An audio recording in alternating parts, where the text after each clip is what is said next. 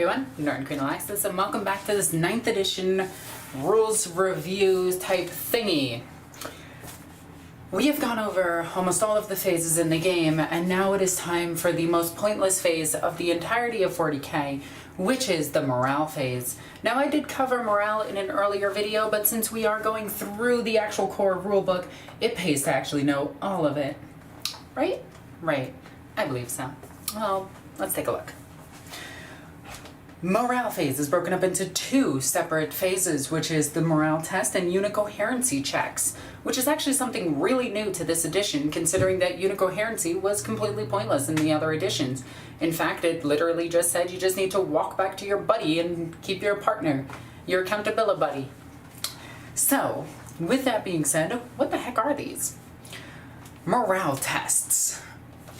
Personally, I think these should be ultimately pointless, since pretty sure Acadians would be fearless, considering all the things that they've seen. Just saying, if the Guard are fearless, then there is no reason that anything in this game should have morale. Space Marines shouldn't, obviously. Demons shouldn't. Tyranids shouldn't. They're bugs. Orks, yeah, Orks should.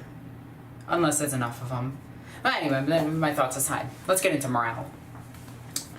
Morale tests. Players alternate taking morale tests for units in their army that have suffered casualties this turn.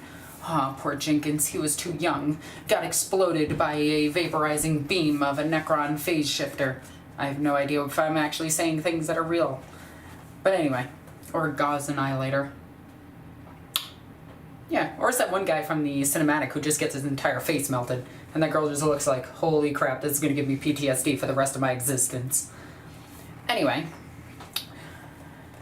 if one player has no more casualties left to take morale tests, their opponent takes their morale tests for the remaining units, one at a time. Once all units have taken morale tests, progress to the unit coherency step, see opposite, which is on this page. Morale tests. Morale tests are taken with D6 plus the number of units destroyed, the number of models destroyed this turn.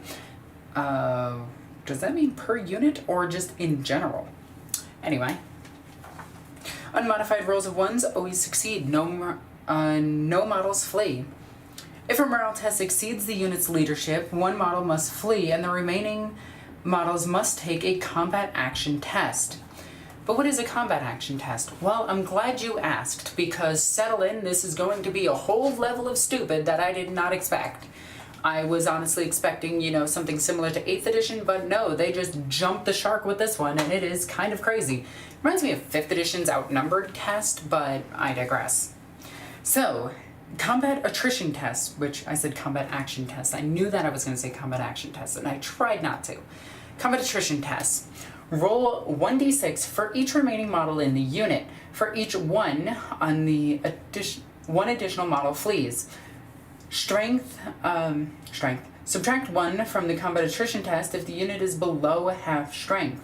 So if you are below half strength, if your 10-man unit is down to 5-man, and you roll, 1s and 2s will fail and those models will flee. Which is really, really funny that Space Marines can flee when a guardsman shoots them.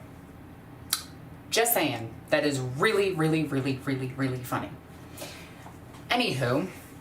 So what this means is, if you fail morale, one guy automatically is gone. He is just gone. He or she or they book out of there. I'm not here to discriminate, but the majority of models in 40k are male. Well, is that actually true? Tyranids are all female. Orks are agender. Admech doesn't count because they're a mix of genders.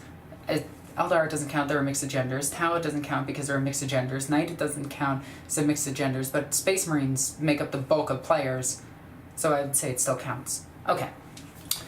Anyway, so there is a chance that your guys could just not flee. You could just roll like 3s and 4s across the entire board. And this ultimately feels like it's going to be bringing in minimum squads for everything. But I tend to like giant squads. Unit coherency checks. Remove models from a unit in your army that are not within coherency. So what the hell is coherency? Coherency is models have to be placed in a certain formation so that they are within unit range or unit coherency. In this case, we have 3 Hive Guard, and we will put them right here. Let me just balance this right here. And this would be considered unit coherency. And the reason that they are in unit coherency is because there is within 2 inches of each one. But let's say that something happened and this one were to die and explode and evaporate, because weapons in 40k are absolutely disgusting and terrifying. These units are no longer in unit coherency. So in older editions, you would move closer to each other. But now they have to take a unit coherency test, and one of these would not be considered in unit coherency and be removed. So, let's actually read what it says, as my hair decides to attack my neck and make me tearing itchy. Remove models from units in your army that are not in unit coherency. Once all of your unit coherency models have been removed, if any, once all of your out of coherency models have been removed, if any, the morale phase ends. The player's turn then ends unless the battle ends. Okay, the so next player's turn begins. 6 Ripper bases. Okay? One of these bases, wow, that is in a very awkward spot. One of these bases dies. Okay? So they have to test for leadership because they suffered a casualty. And let's say, for the sake of argument, they are out of synapse. Okay? So they take their test and they fail. So, since they failed, 1 model in the unit is removed. Now, the other 4 would have to test. So you take 4d6, in this case, because there are 4 models, you roll, and you check if any of the 1s, if you have any 1s. If you do, you remove models equal to the number of 1s you roll. If you have no 1s and the unit is above half its strength, then the test is passed and you continue. But let's say you lost 3 of them. Okay, so the unit is no longer above half strength. It is at half strength. Started out at 6, half of 6 is 3, it's down to 3. Now 1s and 2s fail on the combat attrition test. So we roll 2 1s and a 3. That would mean we remove 2 bases because they are destroyed. Let's go ahead and put these down here. So I hope with that example we've covered what the morale is in this edition. I do believe that this morale phase is going to actually be impactful, and some armies that have morale debuffs and debuffs in general to your leadership is actually going to play in effect, and I can't wait to see what Night Lords and some other armies that mess with leadership can do. So this video is going to be relatively short because it's just the morale phase. So I hope you enjoyed it. If I did get anything wrong, please comment in the comment section down below and be polite as possible because I'm a very sensitive soul. I'm very sensitive. Anyway, please comment in the comment section down below. Please correct me if I get anything wrong, as well as leaving a comment on your thoughts on the morale phase itself.